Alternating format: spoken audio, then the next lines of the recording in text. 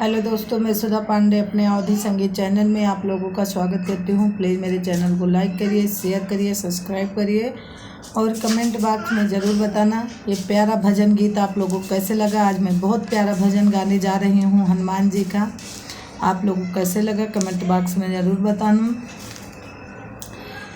लंका के बीच अटरिया में एक बानर घुसा नगरिया में। लंका के बीच अटरिया में एक बानर घुसा नगरिया में।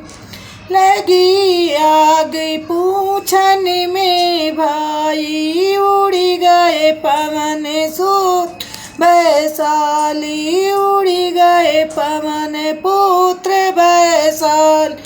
कपड़ा लपेटई पूछन में के बानर घुसा नगरिया में। लंका के बीच अटरिया में एक बानर घुसा नगरिया में। चारों तरफ है आग लगाई, सारी लंका में धूम मचाई। पीछे भागे असुर भाई, मक बानर घुसा नगरिया में। एक बानर घुसा नगरिया में। लंका के बीच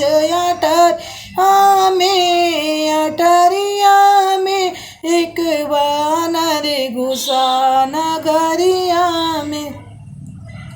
जल लागे घर और अटारी, असुरन को है दुख बड़ा बात।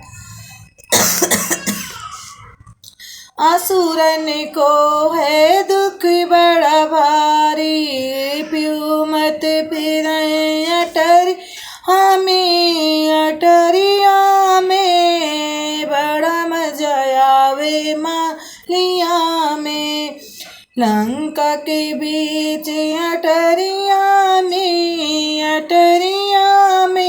एक बानर घुसा डगरिया में।